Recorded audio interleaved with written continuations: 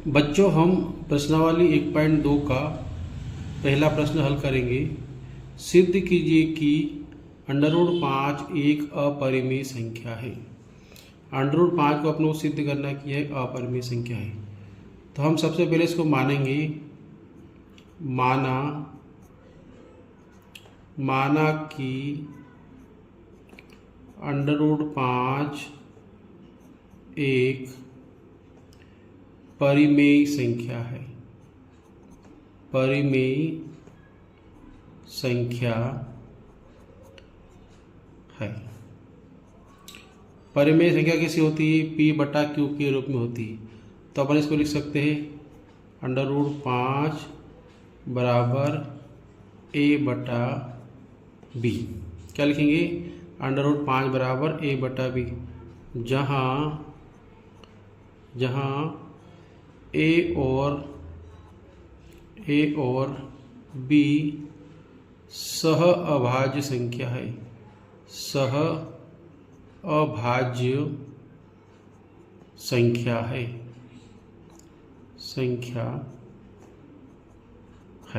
ठीक है। अब हम इसका क्या करेंगे? वर्ग करेंगे। क्या करेंगे? वर्ग करने पर √5 का वर्ग करेंगे तो क्या हो जाएगा? 5 बराबर A का वर्ग करेंगे तो क्या हो जाएगा? A वर्ग, और B का वर्ग करेंगे तो क्या हो जाएगा? B वर्ग। √5 का वर्ग करते हैं तो √5 गुणा √5 होता है, और यहाँ से अंडर हट जाता है और सिर्फ 5 बचेगा। तो 5 बराबर A का वर्ग बटे B का वर्ग। अब 5 और B का अपन पक्षांतर करेंगे तो B को अपन यहाँ ले आएंगे बराबर A वर्ग बटे 5। अब एक प्रमेय है। प्रमेय के अनुसार क्या होता है कि यदि 5 A वर्ग को विभाजित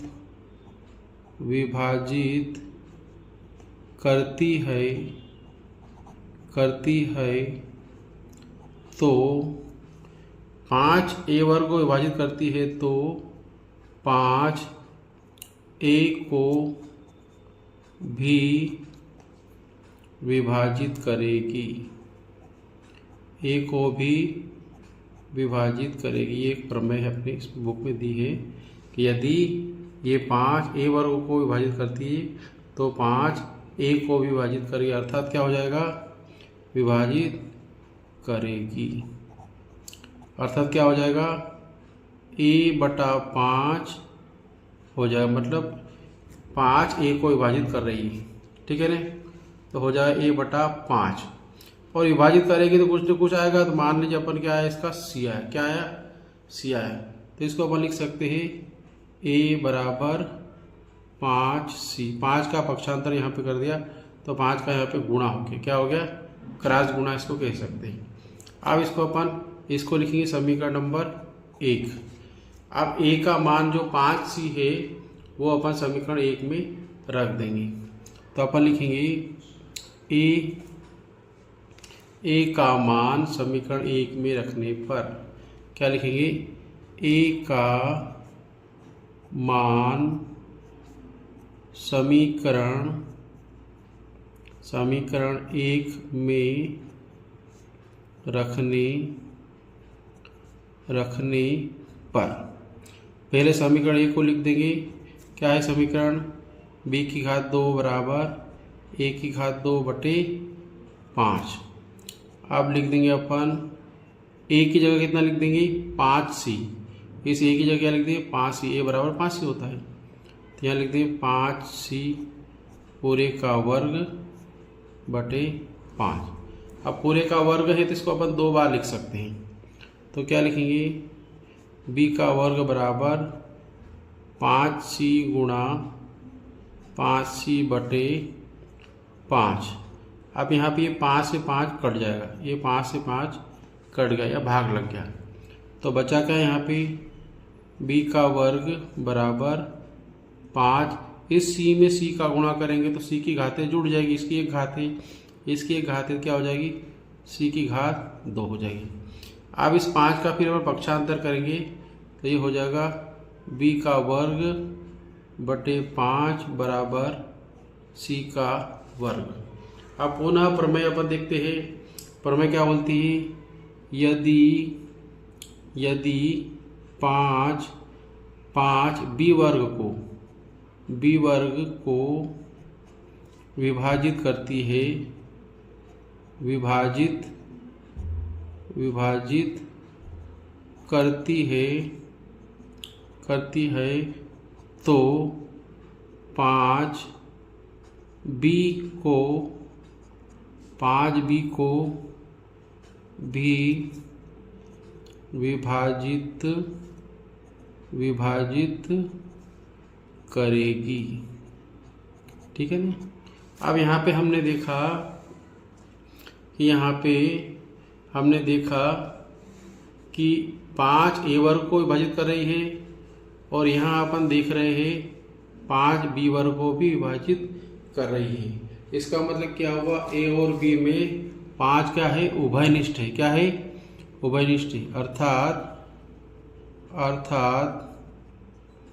a और b में 5 उभयनिष्ठ है।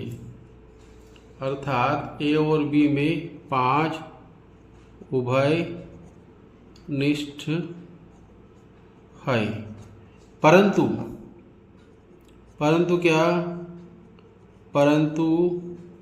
a और b में केवल एक उभयनिष्ठ होता है। क्या होता है, केवल एक उभयनिष्ठ होता है। a और b में क्या उभयनिष्ठ है, केवल एक उभयनिष्ठ होता है, a बटा b। तो a और b में क्या होगा, सिर्फ एक उभयनिष्ठ होगा। लेकिन यहाँ पे क्या बता रहा है कि यह b वर्ग a वर्ग बटे 5 आ रहा है और यह b वर्ग बटे 5 आ रहा है। तो a और b में क्या हो रहा है, 5 उभयनिष्ठ हो रहा है। परंतु होता क्या है, केवल एक उभयनिष्ठ होता है। ऐसा क्यों हुआ, क्योंकि हमने त्रुटिपूर्ण कल्पना की थी। हमने सवाल दिया था अपरिमेय संख्या सिद्ध करने का, लेकिन हमने क्या माना कि यह परिमेय संख्या है। हमने यहाँ पे गलत माना था, हमने यहाँ त्रुटिपूर्ण माना था। इसलिए अपन लिखेंगे ऐसा इसलिए प्राप्त हुआ क्योंकि हमने त्रुटिपूर्ण